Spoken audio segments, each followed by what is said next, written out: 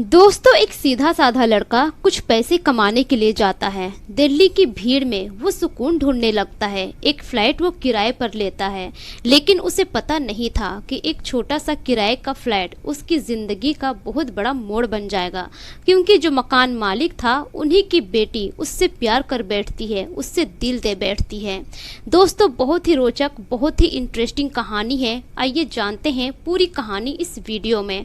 पर वीडियो में आगे बढ़ने से पहले आप सभी से एक ही रिक्वेस्ट है कि वीडियो को लाइक कर दीजिए और चैनल को भी सब्सक्राइब कर दीजिए, ताकि मेरा हौसला बढ़ता रहे।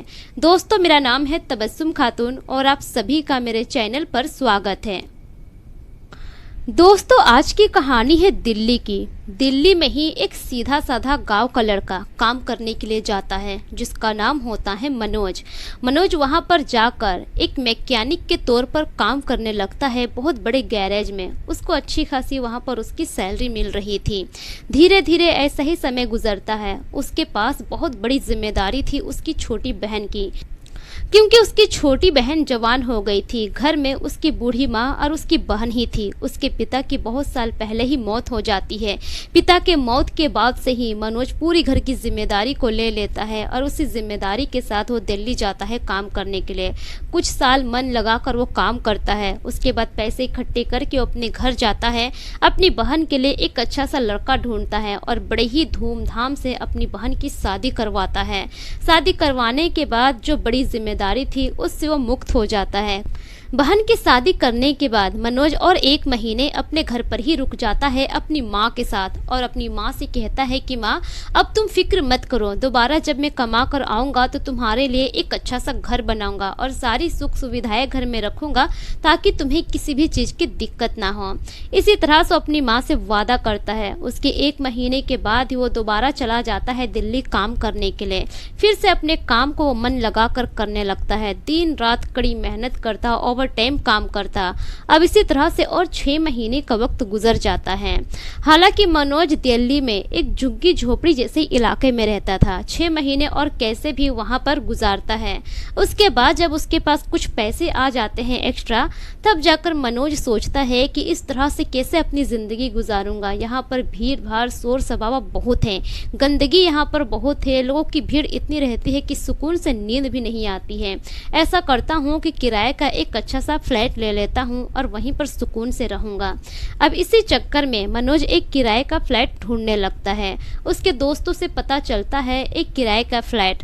अब वो चला जाता है और वहाँ के मालिक से मिलता है, सारा डील फाइनल कर लेता है और फिर उसी दिन वो उस किराए के फ्लैट में शिफ्ट हो जाता है। जैसे ही शिफ्ट होता है, सारा सामान वगैरह वो सेटअप करता है। किचन का जितना भी सामान था वो सब कुछ सेटअप करता है। यही सब करने में धीरे धीरे शाम का वक्त हो जाता है, शाम से रात हो जाती है।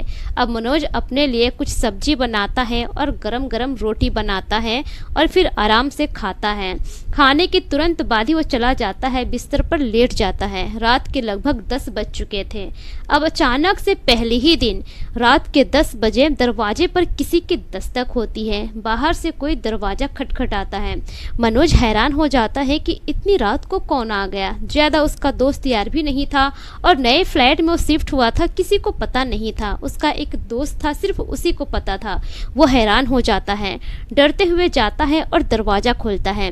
जैसे ही दरवाजा खोलता है, वो सामने जो खड़ी थी वो एक लड़की थी। बेहद खूबसूरत टॉप पहनी हुई थी और जीन्स पहनी हुई थी, बहुत ही खूबसूरत लग रही थी। उस लड़की को देखते ही मनोज एकदम से हैरान हो जाता है, लेकिन उस लड़की के हाथों में एक शराब का बोतल था और वो नशे में चूर थी। मनोज उससे कुछ पूछता उससे पहले ही वो लड़की कमरे के अंदर चली आती है, सीधे उसके बिस्तर में जाकर लेट जाती है। मनोज को कुछ पूछने का मौका ही नहीं मिलता है। बिस्तर पर जाते ही वो लड़की एकदम से बेहोश हो जाती है। मनोज अब एकदम से परेशान हो जाता है। वो लड़की कोई और नहीं थी बल्कि उसी मकान मालिक की बेटी थी, लेकिन मनोज को यह बात पता नहीं था। मनोज उसी कमरे के सोफे पर लेट जाता है, लेकिन यही सोचने लगता है। धीरे धीरे भोर का वक्त होता है। जब भोर का वक्त होता है तो मनोज की आंखें लग जाती है। जब सुबह 6 बजे उसकी आंखें खुलती है तो मनोज देखता है कि उस कमरे का दरवाजा थोड़ा खुला हुआ है और वो लड़की भी वहाँ पर नहीं है। मनोज सारा दिन यही सोचता रहता है। वो काम पर जाता है, लेकिन काम पर भी उसका मन नहीं लगता है। सारा दिन वो यही सोचता रहता है कि आखिर वो लड़की कौन थी और इस तरह से क्यों मेरे कमरे में आकर सो गई। अब दूसरी रात भी बिल्कुल वैसा ही होता है। लगभग रात के 10:30 बजे के करीब वो लड़की आती है और इसी तरह से मनोज के बिस्तर पर जाकर सो जाती है। इस तरह से 4 दिन कंटिन्यू ऐसा ही होता है। अब 5वें दिन रात के वक्त मनोज खाना वगैरह बनाता है और खाकर अपना मोबाइल चला रहा था। तभी फिर से दरवाजे पर किसी की दस्तक होती है। वो दरवाज़ा खोलता है तो वही लड़की थी और बिल्कुल वैसा ही हाथों में शराब का बोतल था और वो नशे में चूर थी। लेकिन मनोज उस दिन ठान लिया था कि वो लड़की से पूछ कर रहेगा कि वो कौन है और रोजाना रात को यहाँ पर क्यों आती है। मनोज पूछता भी है कि तुम कौन हो, लेकिन वो लड़की थोड़ा बड़बड़ाती है और जाकर उसके बिस्तर पर सो जाती है। मनोज हैरान हो जाता है। उस रात वो ठान लेता है कि देखता हूँ ये लड़की सुबह कितने बजे जाती है, मैं उससे पूछ कर रहूँगा, उसके बारे में जान कर रहूँगा कि आखिर ये है कौन। मनोज अपने सोफे पर बैठा रहता है और सारी रात वो मोबाइल ही चलाता रहता है। धीरे धीरे रात के 12 बजते हैं, 1 बजता है, 2 बजता है, 3 बज जाता है। अब मनोज की आंखें लगने लगती है, उसका सर भारी होने लगता है, लेकिन मनोज भी ठान चुका था कि आज वो जान कर रहेगा। धीरे धीरे जैसे ही सुबह के 4 बजते हैं वो लड़की उठ जाती है और उठ कर बैठती है। मनोज भी जागा हुआ ही था। अब मनोज उस लड़की के सामने जाता है और पूछता है कि तुम कौन हो, रोजाना रात को यहाँ पर क्यों आ जाती हो और तुम ये सब क्यों करती हो? एक लड़की होकर इतना शराब पीती हो, रोजाना रात को तुम शराब का बोतल लेकर आती हो, ऐसा क्यों करती हो? उसके बाद उस लड़की की आंखें नम हो जाती है। वो अपनी आंसू पोंछती है और अपने सर पे हाथ रख लेती है और कहती है कि मेरा नाम नैना है। इस जो फ्लैट में तुम रह रहे हो वो मेरे पापा का है, मैं इस मकान मालिक की बेटी हूँ। मनोज जब इतना सुनता है तो हैरान हो जाता है और पूछता है कि आप इतने बड़े घर की बेटी है, लेकिन आपकी हरकतें ऐसे क्यों हैं? आप रोजाना रात को मेरे कमरे में क्यों आ जाती है और यहाँ पर क्यों सोती है? क्या आपके घर वाले आपको नहीं ढूंढते हैं रात को? उसकी बातों को सुनने के बाद नैना रोती है, फिर कहती है कि मेरी बहुत बड़ी लंबी कहानी है। इस कहानी को मैं किसी से शेयर नहीं की हूँ, लेकिन अब लगता है कि आपसे शेयर करना ही पड़ेगा, क्योंकि अब बहुत हो गया। बहुत दिनों से मैं अपने दर्द को अकेले ही झेल रही हूँ। मनोज उसकी बातों को सुनने के बाद कहता है कि देखिए, आपकी जो भी परेशानी है आप मुझसे शेयर कर सकते हैं। वैसे ही आप बहुत परेशान लग रहे हैं, थोड़ा देर रुकिए, मैं आपके लिए चाय लेकर आता हूँ। उसी वक्त मनोज चला जाता है किचन में, एक कप चाय बनाकर लाता है कड़क और देता है नैना को पीने के लिए। नैना चाय पीती है। चाय पीने के बाद उसके सर का दर्द थोड़ा कम होता है। उसके बाद नैना अपनी सारी कहानी बताती है। दरअसल नैना कॉलेज के दिनों में एक लड़के से प्यार किया करती थी। उस लड़के का नाम होता है करण। करण भी नैना से प्यार किया करता था, लेकिन करण की क्या रियलिटी थी वो नैना को पता नहीं था। करण बहुत सारी लड़कियों के साथ डेट किया करता था, लेकिन नैना उससे सच्चा प्यार करती थी। नैना उसके साथ शादी करने के इरादा भी कर ली थी। नैना उसके साथ पूरी जिंदगी बिताना चाहती थी, क्योंकि नैना करण से सच्चा प्यार करती थी। एक दिन की बात है कि नैना को पता चला करण के बारे में कि वो बहुत सारी लड़कियों से बातें करता है, बहुत सारी लड़कियों के साथ वो घूमने फिरने जाता है, और यह सारी बातें नैना को उसकी सहेली ही बताती है, और सबूत के साथ, क्योंकि उसकी सहेली करण को किसी और लड़की के साथ घूमते हुए देख लेती है। जब वो सबूत के साथ यह बात बताती है नैना को भी यकीन हो जाता है। वो करण से मिलती है और करण को कहती है कि करण, ये सब क्या हो रहा है? मैं तुमसे सच्चा प्यार करती हूँ और मैं तुमसे शादी भी करना चाहती हूँ, लेकिन मुझे नहीं लगता है कि तुम्हें मुझ में इंटरेस्ट है।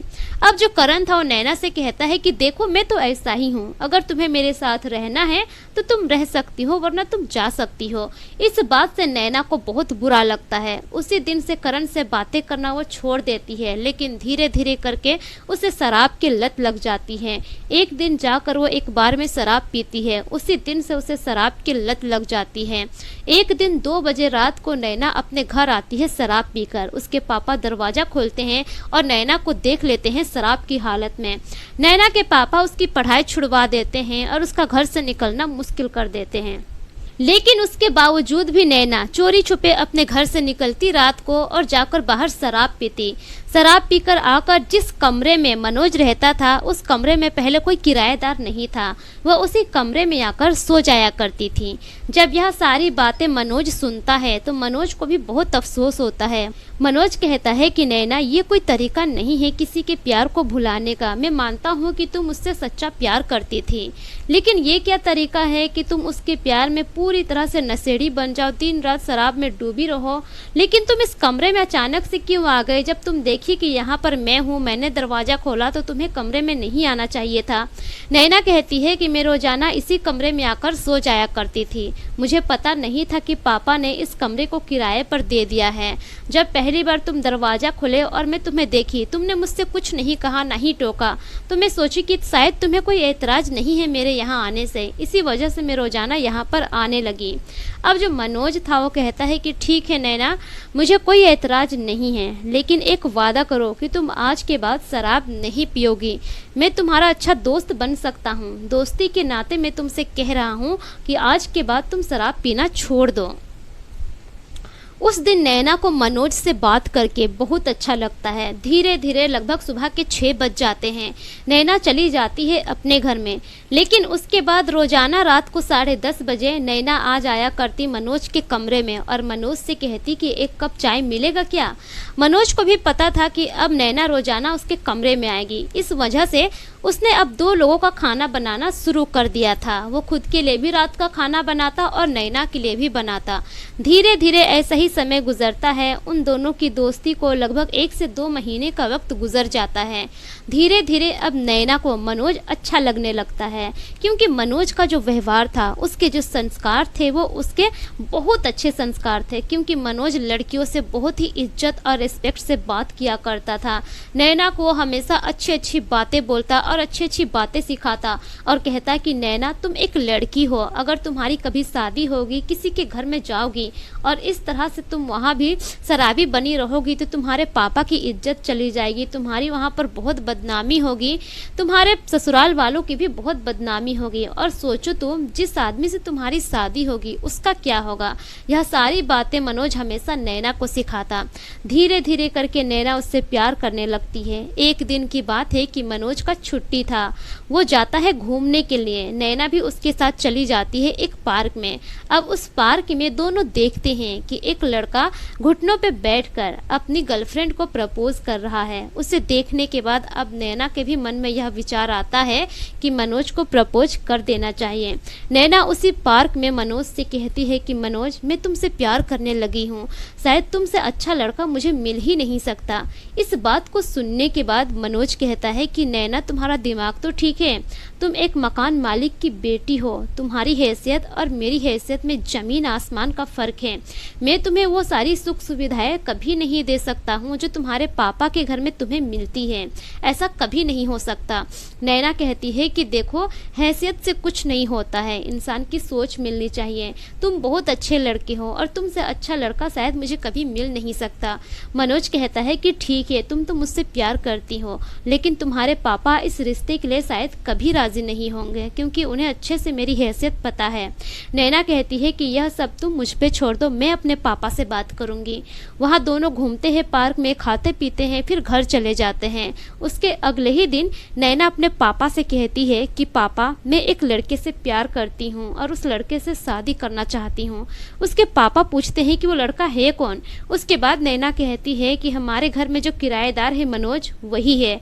आपकी बेटी अगर शराब से मुक्त हो पाई है तो सिर्फ मनोज की वजह से। अगर मनोज मेरी ज़िंदगी में नहीं आता तो शायद मैं दिन पर दिन ऐसे ही बिगड़ती चली जाती। नैना के पापा यह सब सुनकर एकदम आग बबूला हो जाते हैं, भड़क जाते हैं और कहते हैं कि तुम्हें पता है ना उस लड़के की हैसियत, वो एक मैकेनिक है, छोटा मोटा काम करता है, वो तुम्हें खुश कैसे रख पाएगा। उस लड़के को तुम यहाँ बुला कर लाओ। नैना फ़ोन करती है, तुरंत मनोज आ जाता है उसके घर में। उसके बाद नैना के पापा मनोज से पूछते हैं कि क्या तुम नैना से प्यार करते हो। मनोज भी कहता है कि जी सर, मैं नैना से प्यार करता हूँ और इससे शादी करना चाहता हूँ। अब उसके पापा कहते हैं कि क्या तुम नैना को हमेशा खुश रख पाओगे। मनोज कहता है कि सर, जितनी सुख सुविधाएं नैना को उसके घर में है आप देते हैं, शायद मैं उतनी सुख सुविधाएं नहीं दे पाऊंगा, लेकिन मैं नैना को हमेशा खुश रखूंगा, ये मेरी गारंटी है। अब जो नैना के पापा थे ना चाहते हुए भी हाँ कह देते हैं, क्योंकि नैना उसकी इकलौती बेटी थी। अपनी बेटी की खुशी के आगे वो झुक जाते हैं। अब जो मनोज था वो भी अपनी माँ को फ़ोन करके बुला लेता है शहर में एक छोटे से मंडप में। दोनों की धूमधाम से शादी होती है। शादी के बाद अब जो नैना के पापा थे वो पूरी तरह से मनोज को एक्सेप्ट कर लेते हैं और मनोज से वो बहुत खुश होते हैं, क्योंकि मनोज की तारीफ उनके सारे रिश्तेदारी में होने लगती है।